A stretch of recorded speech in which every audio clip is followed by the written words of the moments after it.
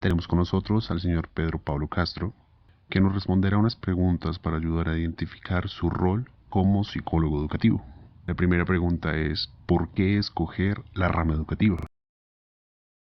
En primer lugar, se debe tener en cuenta que la psicología es el estudio de la mente y el comportamiento humano, y decantarse por la rama educativa es con el fin de estudiar cómo el aprendizaje, junto a otros procesos psicológicos, se ven desarrollados en ambientes educativos. Por lo cual, algo que me gusta de la psicología educativa es que su enfoque no es meramente educativo, sino que además es social, ya que involucra la observación de las dinámicas de enseñanza y aprendizaje de distintos grupos humanos y cómo, gracias a estas, se afectan las mismas dinámicas sociales. Gracias a esta observación desarrollamos habilidades para orientar a los individuos en sus relaciones interpersonales, proyecto de vida y comportamiento, con el objetivo de que sean capaces de desarrollar sus propias técnicas de control en los eventos anteriormente citados. Para la segunda pregunta, ¿en qué consiste la rama educativa? En palabras resumidas, consiste en analizar e interpretar los subprocesos que se llevan a cabo dentro del proceso de enseñanza con el fin de generar estrategias que logren hacerle mucho más inclusivo, participativo, dinámico y preciso. Por ejemplo, al estudiar el desarrollo del aprendizaje de un estudiante, podemos establecer estrategias para que éste absorba de mejor manera los contenidos dados o en su defecto, desarrollar contenidos más acordes al mismo. ¿Cómo influye un psicólogo educativo en la sociedad? El impacto social del psicólogo educativo se da en el momento en que éste logra intervenir de manera efectiva en el proceso de aprendizaje-desarrollo del individuo, con el fin de mejorar los procesos educativos y de aprendizaje, generando dinámicas y técnicas para mejorar el proceso y con ello conseguir un mejor desarrollo en el individuo, derivando en la creación de una sociedad algo más consciente. ¿Qué características cree usted que debe tener un psicólogo educativo?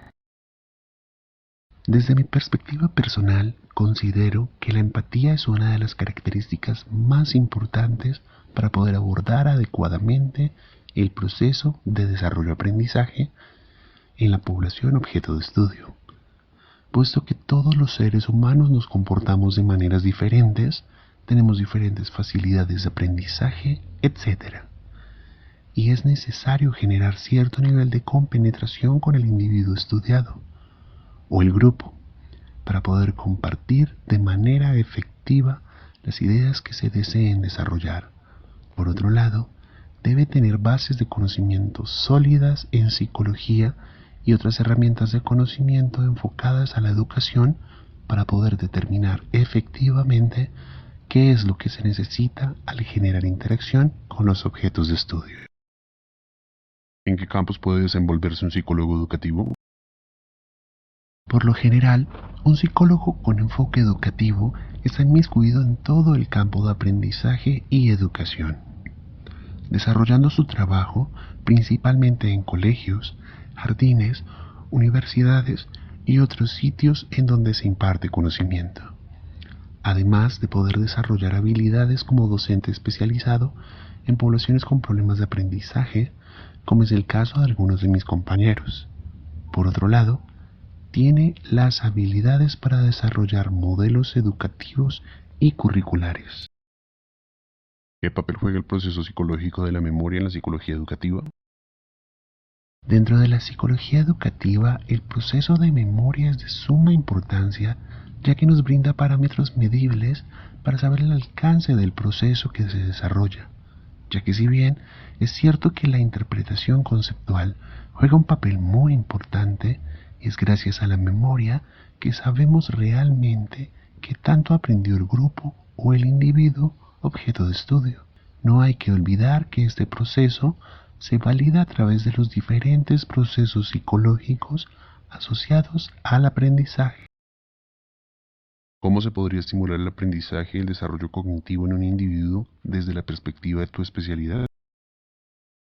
Esto se logra a través del diseño e implementación de procesos educativos dinámicos que contemplen la empatía como elemento fundamental y el enfoque diferencial como elemento rector del proceso, ya que de nada sirve generar contenidos si no tenemos la certeza de que todo el grupo va a recibir la información de manera óptima y precisa. ¿Cómo puede generar motivación y emoción en un individuo frente al aprendizaje? Todo depende de la población objeto de estudio, ya que se establece una relación educativa con personas que tienen características diferentes desde lo religioso hasta lo cultural.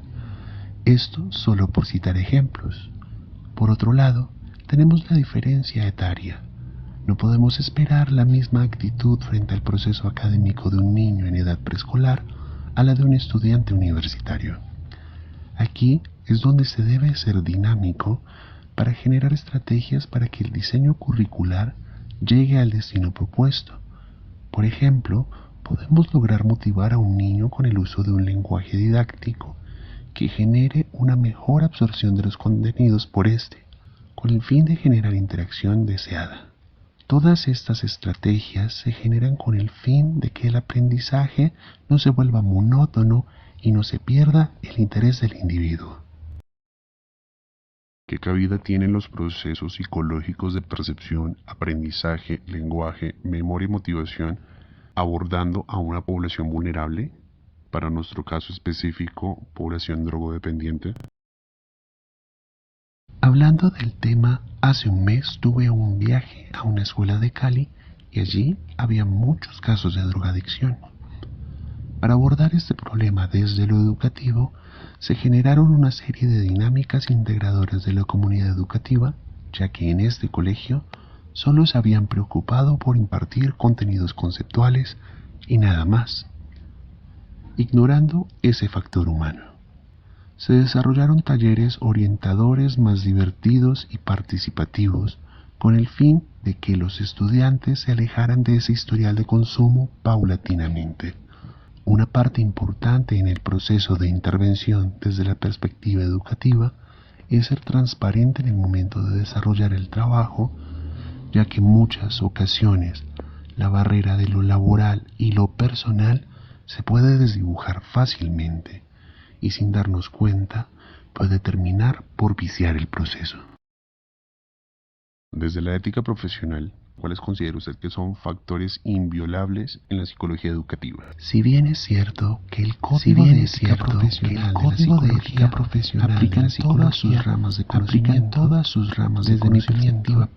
desde mi perspectiva personal, yo diría que la confidencialidad juega el rol más importante en el desarrollo de mi ejercicio. Las personas con las que trabajas depositan su confianza en ti. Y es tu deber no violar ese voto y ser responsable con la información que obtenemos de esas personas.